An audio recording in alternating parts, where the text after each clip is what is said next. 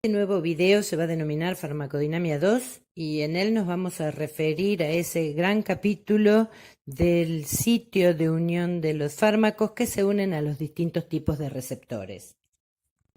La inmensa mayoría de los fármacos ejerce su acción a través de la unión a un receptor. Es inabarcable esto, pero por suerte, y para facilitarnos a nosotros la tarea de la comprensión y el estudio, estas acciones se resumen en unos pocos mecanismos según si la droga se une a los distintos tipos de receptores. Así existen receptores ligados a los canales iónicos o receptores de membrana que están acoplados a efectores a través de la activación de una proteína G, o bien receptores de transmembrana que tienen una doble actividad, tienen actividad de receptor y actividad enzimática, y también existen los receptores intracelulares para aquellas moléculas que pueden atravesar fácilmente la membrana y ejercer así los fármacos o los ligandos su acción a nivel nuclear en la transcripción genética.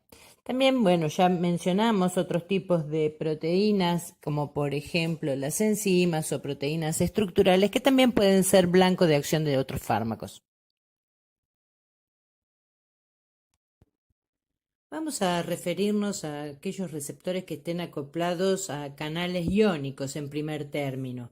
Nosotros conocemos muy bien de fisiología la diferente distribución de iones a través de las membranas semipermeables y entonces podríamos razonar que los canales iónicos son básicamente compuertas ubicadas en las membranas celulares que permiten el paso de algunos iones específicos. Si pensamos que los fármacos pueden provocar la apertura o el cierre de esos canales para evitar o para favorecer el pasaje de los distintos iones, podríamos rápidamente razonar qué va a pasar con los potenciales transmembrana, permitiendo o inhibiendo el ingreso, el egreso de los distintos iones y pensar que esas acciones se van a ver reflejadas muy rápidamente por esta apertura o cierre en el transcurso de unos pocos milisegundos. Muchos ligandos endógenos y obviamente muchos fármacos ejercen su acción mediante la interacción con unos receptores de membrana que están acoplados a diversos tipos de proteínas que son fijadoras de GTP y por eso se denominan proteínas G.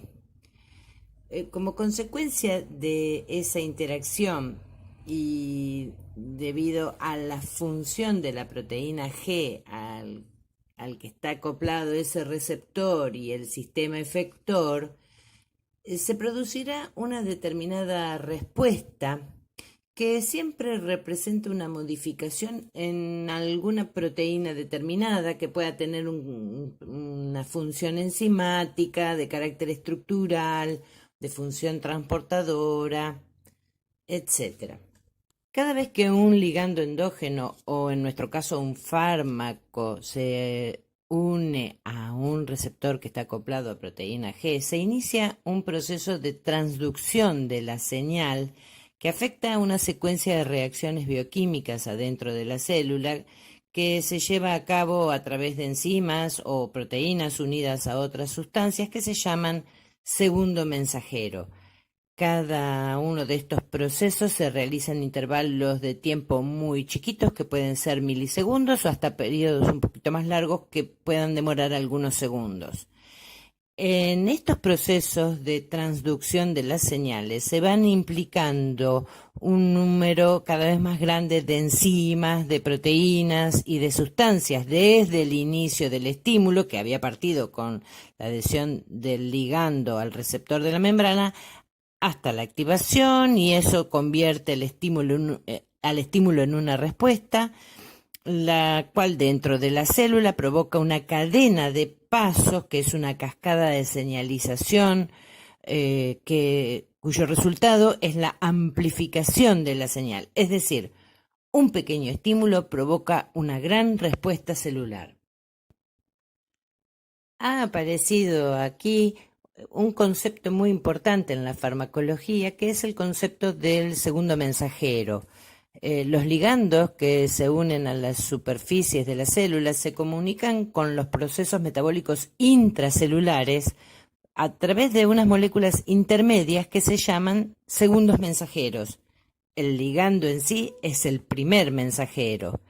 Estos segundos mensajeros se encargan de transmitir una señal alterando el comportamiento de proteínas específicas intracelulares. Los ejemplos más claros que se utilizan en farmacología son el AMP cíclico, el calcio, el inositol trifosfato, el diacilglicerol o el GMP cíclico. El AMP cíclico es un nucleótido que se sintetiza dentro de la célula a partir del ATP por acción de la enzima adenilato ciclasa, que es una enzima que está en la membrana. El AMP cíclico se sintetiza continuamente y se inactiva por hidrólisis, convirtiéndose en 5'-AMP por acción de una enzima fosfodiesterasa. Muchos fármacos, muchas hormonas, neurotransmisores distintos actúan sobre los receptores acoplados a proteína G y ejercen su efecto al aumentar o disminuir la actividad de la enzima adenilato ciclasa y con eso aumentan o disminuyen las concentraciones intracelulares de AMP cíclico.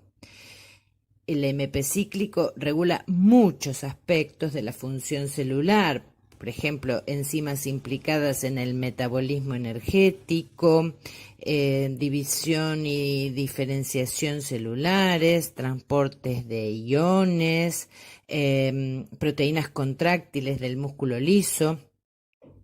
Estos efectos tan variados dependen de un mecanismo común, que es la activación de las proteinquinasas A por acción del AMP cíclico.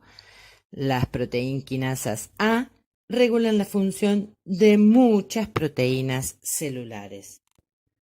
Los ligandos o fármacos que se unen a receptores acoplados a proteína G también pueden activar a otra enzima de membrana, que es la fosfolipasa C. Esta enzima cataliza la hidrólisis de fosfolípidos de membrana, dando dos productos distintos, el diacilglicerol y el inositol trifosfato. El inositol trifosfato incrementa el calcio del citoplasma, liberando calcio que existe en los compartimentos intracelulares. Ese aumento del calcio pone en marcha muchos procesos como la contracción muscular, la secreción, la activación enzimática y la hiperpolarización de la membrana. El diacilglicerol activa una proteinquinasa C que controla numerosas funciones celulares a través de la fosforilación de una serie de proteínas. Vamos a repasar de todo lo que conocemos de fisiología los movimientos de calcio intracelulares, porque en esa base fisiológica vamos a encontrar la respuesta a numerosos mecanismos de acción de diversos fármacos. Otro de los segundos mensajeros a los que nos vamos a hacer referencia es el GMP cíclico. Este segundo mensajero interviene en pocos procesos celulares, en los que destaca la relajación del músculo liso vascular. El GMP cíclico es formado por la actividad de una enzima que se llama guanilato ciclasa, que puede ser estimulada por distintos compuestos, por ejemplo, ligandos endógenos como el péptido natriurético auricular y el óxido nítrico. Muchos fármacos tienen la posibilidad de ejercer su acción al unirse con receptores de transmembrana que tienen actividad enzimática, esto es, grandes moléculas de membrana que cumplen un doble rol, la de ser receptores de membrana y la de tener actividad enzimática per se. Muchos factores de crecimiento o citoquinas o la misma insulina poseen un receptor de estas características. La actividad enzimática denominada actividad de tirosinquinasa pone en marcha una serie de eventos postreceptor a través de la activación de la vía de la MAP quinasa que regula la transcripción genética, la actividad de proteínas, factores de transcripción y modulando así la expresión de distintos genes. Y por último vamos a hablar del último sitio posible de acción de los fármacos, que es encontrar sus receptores intracelulares. Estos receptores intracelulares están diseñados para ligandos endógenos que por su característica química pueden atravesar fácilmente la membrana. El receptor entonces se encuentra dentro del citoplasma, recibe la señal del ligando o en nuestro caso del fármaco, para llegar al núcleo y modificar la transcripción del DNA para aumentar o disminuir o reprimir o desreprimir la expresión genética.